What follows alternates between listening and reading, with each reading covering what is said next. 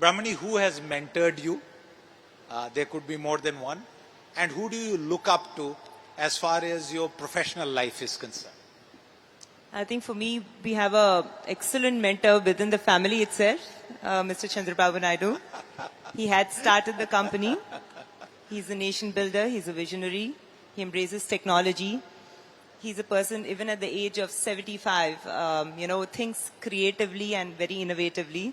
So I think I'm blessed and lucky to have him in the in the family itself.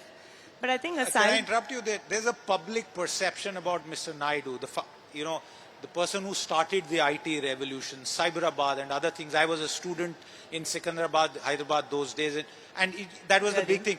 How is he inside the home? Because the moment you step out, you have a political persona. Share whatever you can with us. I think he's the easiest person to work with because once he gives a vision, once he gives responsibilities, he gives that space with great expectations in mind. So I think it's so hard to come across a leader like that. And he's exceptionally purpose-driven. He keeps telling us always, make sure you have an impact in whatever you're doing or don't do it.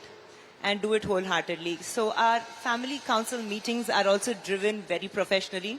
Each one of us has a responsibility and we report back to each other. And it's a very fair process that we have. So I think it's incredible. Informal family business council? Absolutely. Okay. And I think it's very important, right? Because, again, coming back to work-life balance, etc. We're a very dislocated family in terms of where we stay. My husband and my father-in-law, they stay in another state.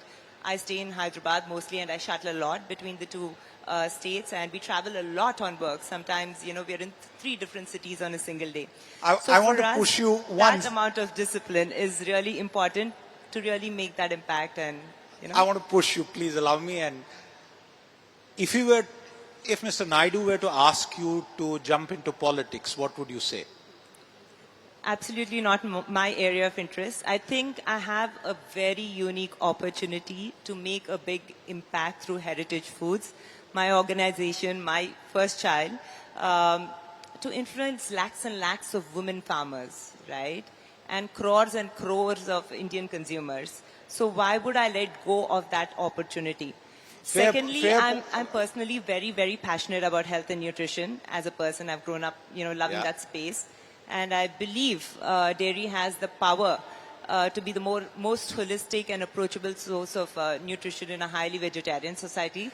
So I'm very excited about what I'm doing, and I love the people that I work with. And to your question of, working with professionals, etc., I personally really think that it's a fine balance between the wisdom and the experience that the seniors bring in, and the enthusiasm and the creativity that people from outside bring in as you build newer capabilities within organizations. And in our organization, I think we're bringing in those newer capabilities and skills in sales and distribution, into marketing, into R&D, because we want to be on the top of innovation.